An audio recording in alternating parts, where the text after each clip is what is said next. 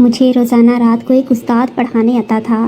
میں ایک جوان لڑکی تھی، مجھے اس سے بہت شرم آتی تھی۔ میں اپنے استاد کو بہت عزت کی نگاہ سے دیکھتی تھی۔ ایک رات میں گھر پر اکیلی تھی جب استاد نے میرے اکیلے پن کا فائدہ اٹھایا اور میرے ساتھ میں میٹرک کی طالبہ تھی اور مجھے سائنس سبجیکٹ کے لیے استاد کی ضرورت تھی۔ چاہتی تھی میں اپنی دوستوں کی طرح اکیڈمی جاؤں، مگر میری ماں کو میرا اکیڈمی جانا پسند نہیں تھا کیونکہ وہ امیر اور ماڈرن تھی اور وہ چاہتی تھی کہ اس کی بیٹی سب سے الگ رہے۔ اس لیے انہوں نے میرے لیے ایک استاد کا انتظام کیا جو گھر آ کر مجھے پڑھاتا تھا۔ وہ استاد مجھے پڑھانے کی بھاری فیس لیتا تھا۔ میری ماں فخر سے کہتی تھی کہ اس نے اپنی بیٹی کے لیے قابل ٹیچر کا انتظام کیا ہے جو بہت زیادہ فیس لیتا ہے اور اس کی بیٹی کو بہت بہترین پڑھاتا ہے۔ ویسے تو وہ ٹیچر ٹھیک تھا مگر مجھے اچھا نہیں لگتا تھا۔ شاید اس لیے میں ابھی تک اس بات کو قبول نہیں کر پائی تھی کہ میں اپنی باقی دوستوں کی طرح اکیڈمی میں جا کر نہیں پڑھ سکتی تھی، بلکہ مجھے گھر پر رہ کر اس استاد سے پڑھنا تھا۔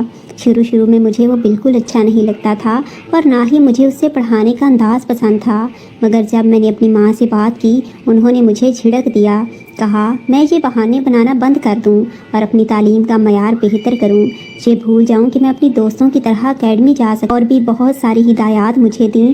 تب میں چپ ہو گئی، اپنی پڑھائی میں دل لگانے لگی، لیکن دل میں بہت اداس تھی۔ اپنے دوستوں کے ساتھ پڑھنا چاہتی تھی جبکہ میری ساری دوستیں باقی کلاس فیلوز مجھ پر رش کرتیں کہ میں اتنی امیر ہوں کہ مجھے گھر پر اچھا استاد پڑھانے آتا ہے، مجھے اکیڈمیوں کے لیے رلنا نہیں پڑتا۔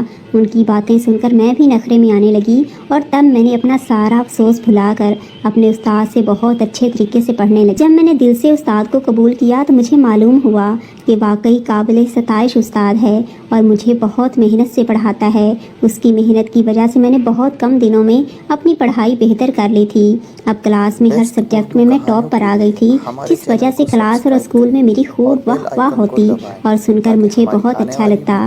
ان تعریفوں کی وجہ سے میں آسمان میں اڑنے لگی تھی۔ تب میں اپنے استاد کو بھی دل سے قبول کر چکی تھی، ان سے فری ہو گئی تھی، دل لگا کر ان سے پڑھتی تھی اور اپنی ہر بات ان سے شیئر کرتی تھی تاکہ پڑھائی میں مزید بہتر ہو جاؤں۔ پہلے تو میں سر سے بہت زیادہ بے رخی سے بات کرتی تھی کیونکہ میرا دل نہیں مانتا تھا کہ میں اس کے پاس پڑھائی کروں، مگر اب چونکہ اس کی محنت کی وجہ سے میرے بہت اچھے نمبر آئے تھے تو میں بھی خوب محنت کر کے دل لگا کر پڑھائی کر کے بہت خوش ہو گئی تھی۔ میرے دل لگانے پر میرے ماں باپ بھی خوش تھے، ان کی بیٹی پہلی پوزیشن پر رہتی ہے اور ان کو خوب نام اونچا کر، کیونکہ میں پڑھائی میں بہترین ہو گئی تھی تو اس پر استاد کی بھی ڈیمانڈ بڑھنے لگی۔ اس نے اپنی فیس بڑھانے کا کہا جو میرے ماں باپ نے بنا کوئی اعتراض کیے ان کی ڈیمانڈ کو پورا کر دیا۔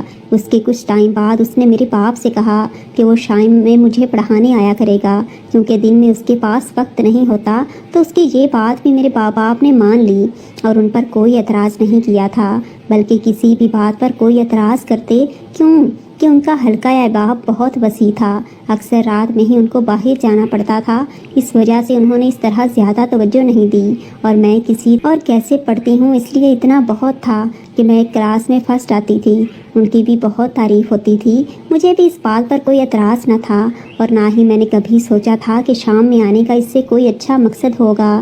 مجھے نہیں پتا تھا کہ یہ مقصد ہوگا کہ میں جیتے جی مر جاؤں گی، پھر میں تو کیا میرے ماں باپ کی زندگی بدل کے رہ جائے گی اور ایسا دردناک حادثہ ہو جائے گا کہ جس سے میری آنکھیں کھل جائیں گی اور جو خود کو سب سے بہتر سمجھتے تھے بعد میں خود سب سے کمتر ہو جائیں گے۔ اس سب کے بعد میرا جینے کو دل نہیں کرتا تھا۔ اس ایک شام نے میری زندگی کا رخ بدل ڈالا تھا، جسے میں اپنا بہترین استاد سمجھتی تھی اور باپ کی طرح درجہ دینے لگی تھی۔ میں کبھی سوچ بھی نہیں سکتی تھی کہ وہ میرے ساتھ وہ سب کرے گا، کہ میرا انسانیت سے اعتبار اٹھ جائے گا اور اپنے ساتھ ساتھ مجھے پوری دنیا سے نفرت ہونے لگے گی۔ میں خوش تھی کہ میں پڑھائی میں بہت اچھی ہو گئی تھی، اس وجہ سے میرے ماں باپ بھی فخر محسوس کرتے تھے اور سب لڑکیاں مجھ سے جلتی تھیں اور میرے آگے پیچھے گھومتی تھیں تاکہ میرے ساتھ رہ کر اپنے نمبر بنا سکیں، اور سارے خاندان میں میری بلے بلے ہو گئی تھی جس نے مجھے اونچائی پر لا کر کھڑا کر دیا تھا۔ کبھی سوچا بھی نہیں تھا کہ مجھے اس ایسے وقت سے بھی گزرنا پڑے گا کہ میں جینے کے قابل نہیں رہوں گی، اور کل تک جو لوگ میرے آگے پیچھے گھومتے تھے مجھے حسرت سے دیکھتے تھے وہ بعد میں مجھ پر تھوکنا بھی پسند نہیں کریں گے۔ اس شام جب وہ مجھے پڑھانے آیا تو حسب معمول میرے والدین پارٹی پر جانے کے لیے تیار تھے۔ وہ تقریباً ہر رات شام میں کسی نہ کسی پارٹی اور شادی میں ضرور جاتے تھے۔ پیچھے میرے پاس دائی ماں اور ایک ملازمہ بھی ہوتی تھی، مگر اس رات دائی اپنے گاؤں گئی ہوئی تھیں اور ملازمہ بھی طبیعت خراب ہونے کی وجہ سے کوارٹر میں جا چکی تھی۔ ہونا تو یہ چاہیے تھا کہ میرے ماں باپ میرے استاد کو واپس بھیج دیتے یا پھر خود میرے پاس رک جاتے، مگر انہوں نے یہ سب سوچنا مناسب نہ سمجھا۔ ان کے لیے وہ سب کچھ ٹھیک تھا جو وہ کرتے تھے۔ تب ہی انہوں نے استاد کو میرے پاس روم میں بھیج دیا اور خود پارٹی میں چلے گئے۔ پہلی بار تھی جب میں تھوڑی گھبرا رہی تھی کیونکہ میں بالکل اکیلی تھی، مگر میرے والدین کو اس بات سے فرق نہیں پڑتا، بلکہ اگر میں ان کو کچھ کہتی بھی تو وہ اس بات کو میری پڑھائی سے جان چھڑانے کا بہانہ سمجھتے تھے۔ تبھی میں خاموشی سے پڑھنے بیٹھ گئی اور استاد نے مجھے پڑھانا شروع کر دیا۔ سب سے پہلے انہوں نے مجھے نومیریکل کرنے کو کہا اور میں نے نومیریکل کے حل میں اتنی مصروف ہوئی کہ پھر یاد بھی نہیں رہا کہ میں گھر میں اکیلی ہوں اور وہ استاد بھی میرے پاس بیٹھا ہے، جو ویسے تو میرا استاد تھا مگر اس وقت اس کے دماغ پر شیطان سوار تھا۔ اور پھر اچانک اس نے مجھے اپنے بھیانک روپ دکھانے شروع کر دیے کہ بظاہر مہربان نظر آنے والے شخص حقیقت میں درندہ تھا۔ اس درندے نے مجھے اکیلا پا کر میرے ساتھ وہ کیا کہ اس کے بعد میں جینے کے قابل بھی نہ رہی تھی۔ جو پڑھنے میں مصروف تھی اس نے اچانک مصیبت ناک وقت تھا۔ اس جنگلی جانور نے مجھے پوری طرح ہلا کر رکھ دیا تھا۔ میں تکلیف کی شدت سے بے ہوش ہو گئی تھی، مگر اس درندے نے مجھے پھر بھی نہ چھوڑا تھا، اور جب وہ ہوش میں آیا تو میری حالت بہت بری تھی۔ میں مرنے والی ہو رہی تھی، جس پر وہ گھبرا گیا اور مجھے اسی حالت میں چھوڑ کر وہاں سے بھاگ گیا تھا۔ میں ہوش و حواس سے بیگانہ ہو چکی تھی اور مجھے نہیں معلوم تھا کہ پھر کیا ہوا اور کیا نہیں۔ پھر نہ جانے کتنی دیر تک میں بے ہوش پڑی رہی۔ جب مجھے ہوش آیا تو میں ہسپتال کے بیڈ پر تھی اور ساتھ میرے والدین بیٹھے رو رہے تھے۔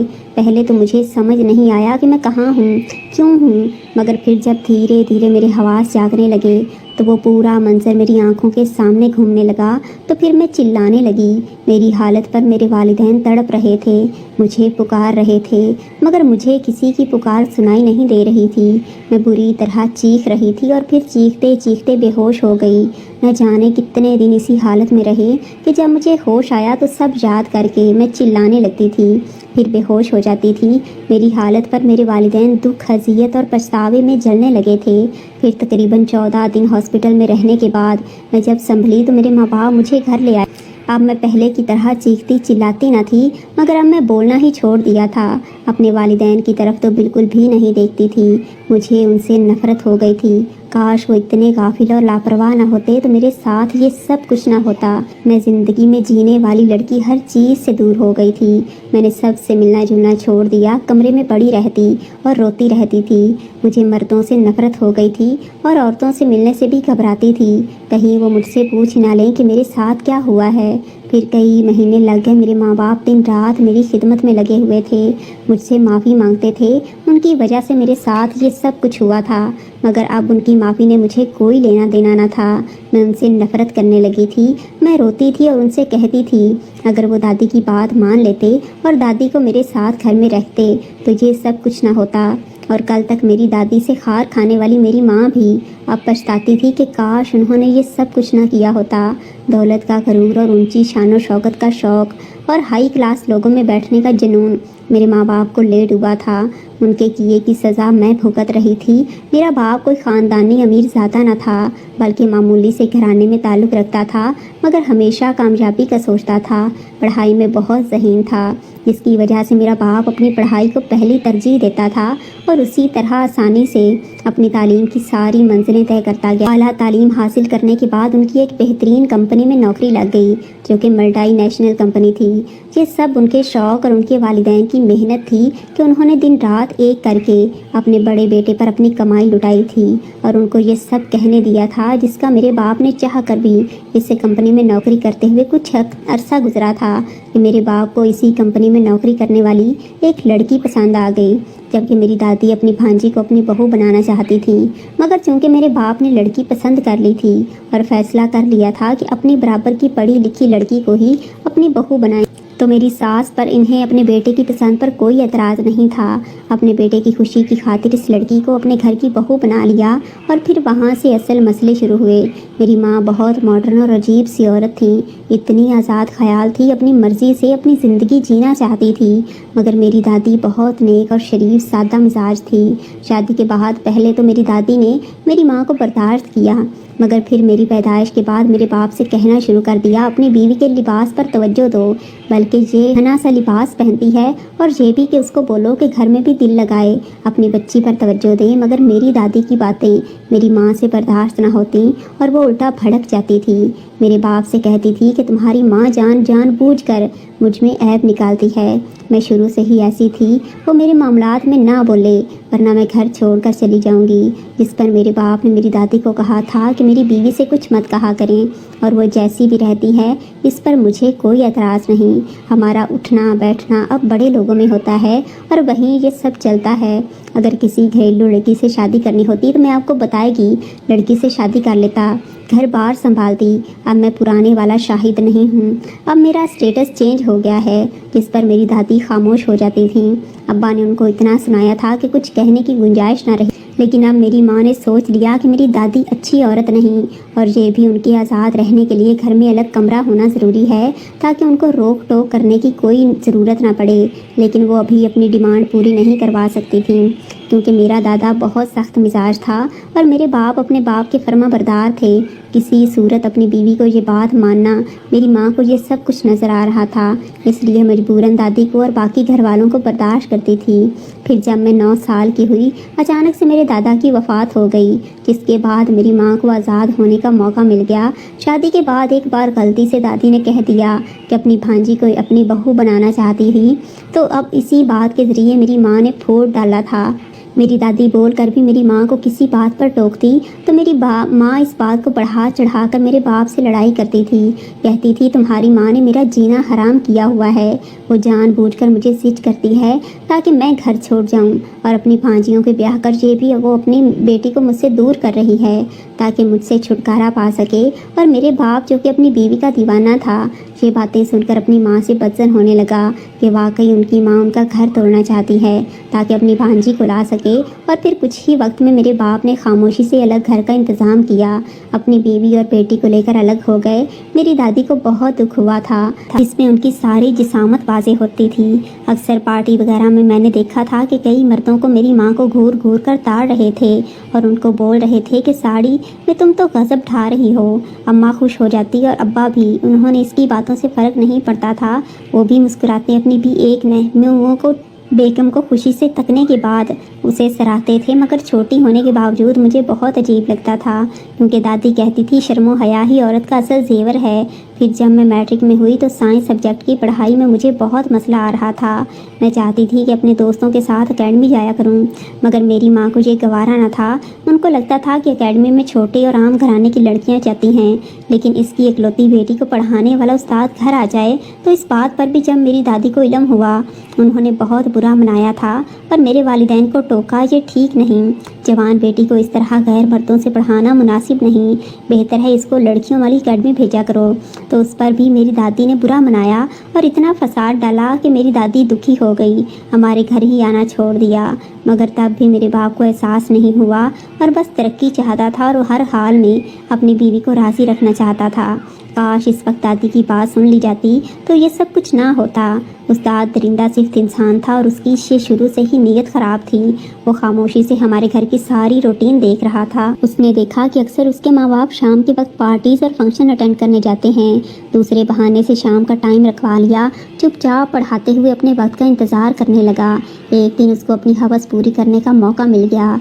इस दिन दाई माँ अपने गाँव गई हुई थी क्योंकि उसके बेटे की तबीयत ख़राब थी, इस वजह से उसका जाना पड़ गया और मेरी मुलाजमा की तबीयत भी ठीक नहीं थी, इसलिए काम के बाद वो अपने क्वार्टर में चली। मेरे माँ बाप को भी ज़रूरी जाना था, उनकी नज़र में मेरा पढ़ना ही ज़रूरी था, लिहाजा कुछ सोचे समझे बगैर वो दोनों जा चुके थे।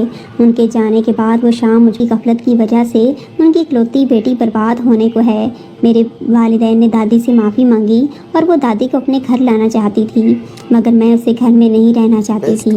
मैं दादी के पास रहने का फ़ैसला कर लिया था क्योंकि अब मेरी बर्बादी से मेरे माँ बाप को भी होश आ गया था, इसलिए मेरी दादी के पास चले जाने के बाद उन्होंने अपने घर बेचे और वहाँ रहने लगे, मेरे साथ रहने लगे थे। मगर अब इस सब से कुछ नहीं होता था, मेरी ज़िंदगी तो ख़राब हो चुकी थी। आज इस वाक़े को 6 साल गुजर गए हैं। आज भी मुझे मर्दों के करीब आने से खौफ आता है और आज भी मुझे किसी से फ्री होते हुए घबराहट होती है। کہیں اسے میری ماضی کے بارے میں پتہ نہ چل جائے کہ میرے ساتھ کیا ہوا تھا۔ حالانکہ میرے ماں باپ، دلاور، دادی اور سب میری خاطر وہ شہر گھر سب کچھ چھوڑ چکے تھے، بالکل انجان ہو کر انجان شہروں میں رہنے لگے، اور میری پڑھائی بھی انجان شہر میں ہو رہی تھی جہاں کوئی بھی میری حقیقت سے واقف نہ تھا، مگر پھر بھی میرے اندر کا خوف قوت پکڑ رہا تھا، جس کی وجہ سے بہت زیادہ اذیت میں رہتی تھی۔ اس وجہ سے سب لوگ مجھے مغرور سمجھتے، میری دولت کی وجہ سے اپنے آپ کو بڑی چیز سمجھتے اور کسی کو گھاس نہیں ڈالتی، مگر وہ سب میری تکلیف سے واقف نہ تھے، اور اگر جان دے تو مجھ پر تھوکتے بھی نہیں۔ اور جیسا والدین کی وجہ سے ہوا، کاش بیٹیوں کے والدین اتنے غافل نہ ہوں کہ ان کی غفلت ان کی بیٹیوں کو جیتے جی موت کے گھاٹ اتار دے۔ مائیں اور بیٹیوں کے پیدا ہوتے ہی چوکنا ہو جائیں، اور ان کو تو سگے رشتوں سے بڑھ کر چاہیں۔ مائیں تو بیٹیوں کے پیدا ہوتے ہی چوکنا ہو جاتی ہیں، ان کو تو سگے رشتوں سے بھی ڈر لگتا ہے، کیونکہ وہ بیٹیوں کے معاملے میں بہت حساس ہوتی ہیں۔ مگر میری ماں کو اپنی عیاشیوں سے ہی فرصت نہ تھی، اور ان کے چونچلوں نے میری زندگی تباہ و برباد کر کے رکھ دی تھی۔